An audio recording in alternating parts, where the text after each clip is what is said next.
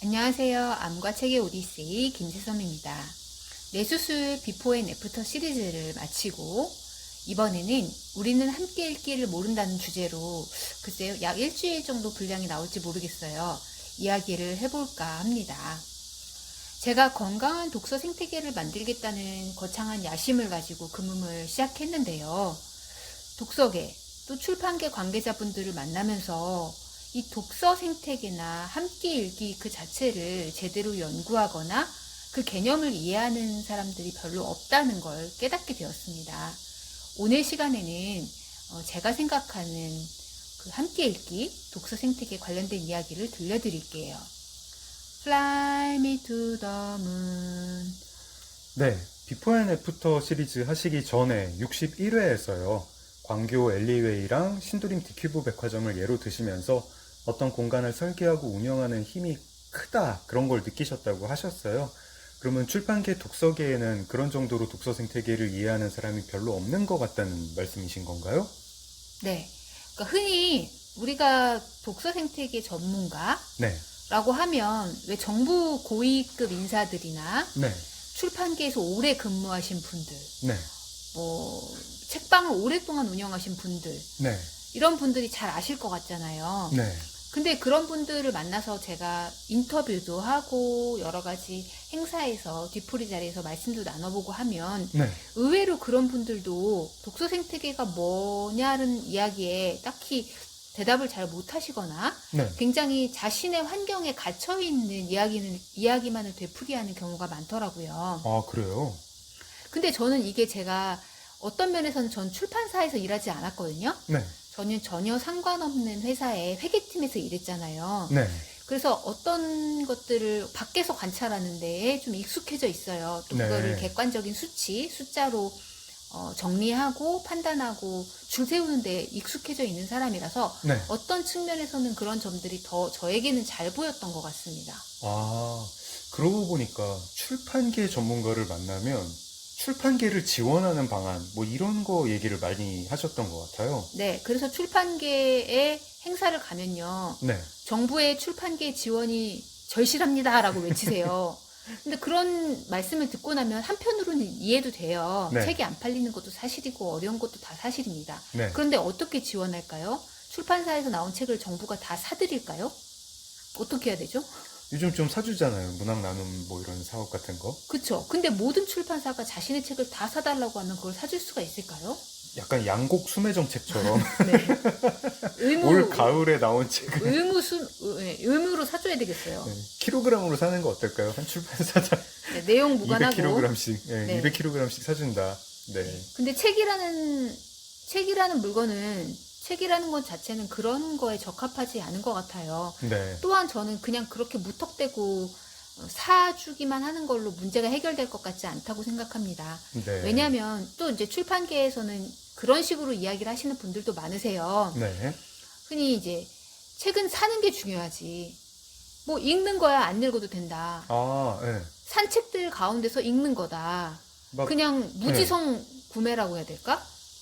그런 거를 되게 좋게 말씀하시는 분들도 계신데요. 네, 책이라는 물건은 좀 독특한 측면이 있습니다. 네, 책은 사람들에게 읽히지 않으면 사람들에게 다가가질 않아요. 네, 그래서 물론 책을 사는 것도 중요하지만 네. 사람들이 책을 읽는 것도 중요하지요. 그 산책 중에서 읽는 것이다. 이건 괜찮은데 가끔 이제 뭐 약간 뭐 풍자성 이야기겠지만 뭐 사기만 하고 읽지 않는 독자는 출판계의 빛과 소금이다. 뭐 이런 얘기 있잖아요. 네, 그런 저는 얘기. 사실 그런 얘기는 동의하지 않아요. 저는 아, 사지 않더라도 네, 도서관에서 빌려서라도 읽으면 된다고 생각하거든요. 네, 그래서 근데 물론 판매가 중요한 건 알겠습니다. 왜냐면은 출판계 매출이 점점 떨어지고 있는 상황에서 네, 오늘 내일 하는 사장님들은 당장의 판매 지수에 민감하실 수밖에 없고 네, 읽기보다는 사주기를 네, 바라는 상황인데요. 네. 과연 책이라는 게 그런 물건인가? 그런 생각을 가지고 출판을 처음에 시작하시진 않았을 것 같거든요. 네, 그래서 어려움은 이해하나 책이라는 거는 독자한테 읽히는 순간 생명력을 받게 된다고 생각해요. 어떻게 보면 독서 생태계라는 거는 사실은 독자가 책을 사지 않아도 덜 사도 가능한 거네요. 도서관에서 빌려 읽으면 그렇게 해서 생태계가 이루어지는 건데 출판 생태계와 독서 생태계가 꽤 다른 거군요. 생각해 보니까. 네. 그래서 이번에는 그 얘기들을 좀 해보려고 합니다. 네, 근데 백화점 운영하는 걸 보면서 특히 현대백화점이 신도림 디큐브 백화점 인수한 다음에 잘 운영하는 걸 보면서 어떤 운영의 묘가 있다. 이게 독서 생태계에도 적용이 돼야 되는데 독서 생태계에 현대백화점 같은 플레이어가 없다. 이런 걸 느끼셨다고 하셨어요. 좀 자세히 설명해 주실 수 있을까요? 제가 운영이 중요하다는 말을 들으면요. 네. 코웃음부터 쳤거든요. 네. 아니 운영이 뭐가 중요해요? 아이디어가 중요하지. 음. 처음에 번뜩이는 아이디어로 네. 시작을 하는 게 중요하지. 운영은 그냥 뭐 사람 뽑아가지고 시키면 되는 거 아닌가? 라고 생각을 했었는데요. 네. 사실 그렇지만은 않은 것 같더라고요. 네. 예를 들면 백화점이라고 해보면요. 네. 사람들은 백화점을 왜 갈까요? 물건 사러요? 물건은 인터넷으로 사면 제일 빠른데요. 다음날 와요. 밥 먹으러. 네, 백화점 그렇게도. 식당. 네. 밥도 시키세요. 밥도 배민이랑 쿠팡이츠로 다 금방 와요. 가는 거보다. 가는 거 귀찮잖아요. 더워 죽겠는데. 슬슬 역정 내시려고 그러시는 건가요? 그래서 요거를 좀 생각해 볼 필요가 있어요. 네.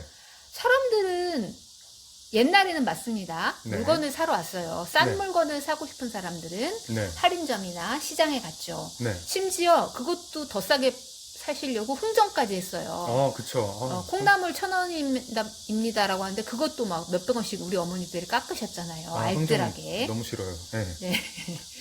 그건 본인이 못하니까 싫은 거고요. 흥정 잘하는 사람들은 요즘에 정가제가 아쉽다고 그러시더라고요. 다 같이 흥정하지 마세요. 네. 근데 이제 인터넷 쇼핑이라는 게 거의 우리 사회를 휩쓸어버리고 네. 뭐든지 주문으로 빨리빨리 바로 즉시 그 즉각 받아볼 수 있는 이 시대에는 네. 뭔가 물건을 사러 간다는 것보다는요. 네. 오히려 네. 그 물건을 사는 거가 중요한 게 아니고요. 어떤 경험이 중요합니다. 그러니까 뭐 주말에 예를 들면 집안 네. 식구들끼리 있는데 덥고 무료하고 우리 식구들끼리 재밌게 할 일 없을까? 할 때 생각나는 게 복합 쇼핑몰일 수 있고요. 네. 내가 물건을 사는데 꽤 비싼 거예요. 네. 제법 비싼 몇백만 원짜리를 사는데 인터넷에서 딸까? 그렇게 살 수도 있지만 사람들한테 설명도 충분히 듣고 네. 내가 돈 쓰는데 어떤 대접도 좀 대접이라는 게 뭐 갑질 이런 게 아니라 어떤 충분한 그런 쾌적한 서비스들 있잖아요. 네. 구매에 동반되는 그런 서비스들 네. 그런 것도 즐기고 싶고 아니면은 직접 제가 뭐 예를 들면 의자를 사는데 의자를 인터넷으로 사긴 조금 어렵다. 침대다. 이런 착화감이나 네. 착화감? 뭘까요? 착석감? 어떤 실제 느낌이 궁금하다. 그래서 네. 그거를 실제로 테스트해보고 싶다. 어떤 이런 경험들이 중요하거든요. 단순히 이 물건을 구입하고 싶다. 내가 돈 내면 우리 집에 딱 설치돼 있으면 좋겠다. 이게 아니라 쇼핑 경험 자체를 즐기는 사람들이 백화점을 가는 거군요. 네. 예를 들어서 제가 살았던 디큐브 그 동네 신도림동에 디큐브 백화점을 예로 들었었는데요. 네.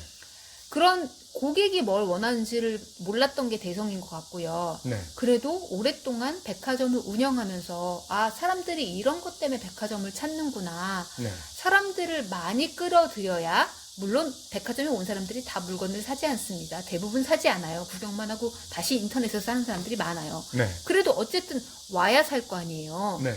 오면 그중에 사는 사람도 있고 안 사는 사람도 있겠죠. 네. 이거를 깨닫는 두 회사의 차이는 크다. 네. 그래서 꼭 돈 되는 것만 하는 것이 아니라 사람들을 무료로 모으려면 어떻게 해야 되나요? 여러 가지 이벤트들을 열고 네. 팝업 스토어들 같은 걸 열어야죠. 네. 이 얘기는 61화에서도 조금 하셨던 것 같은데요? 맞습니다. 근데 이게 이제 독서 생태계에 어떻게 이어지는 건가요? 자, 그렇게 해서 네. 이제 예를 들면 교보문고 같은 경우도 네. 다른 업장이랑 똑같이 임대료를 받지 않고 조금 깎아주던지 네. 뭐 이런 식으로 한다고 들었어요. 디큐브 백화점에 들어온 교보문고요? 네, 맞습니다. 아, 그리고 팝업 스토어가 되고 싶어하는 전국의 힙한 식당들이 있을 거 아니에요. 그쵸, 그쵸. 그 힙한 식당들도 일일이 찾아가고 리서치하고 조사하고 그 사장님들을 설득하고 그리고 그 사장님들은 또 뭘 원할까요? 사장님들은 물건- 자신의 네. 많이 브랜드가 많이 팔아야죠. 근데 네. 자신의 브랜드가 전국구가 되기를 원해요. 아. 전국구가 되면 뭐가 좋죠? 프랜차이즈를 할 수 있잖아요. 아, 네네.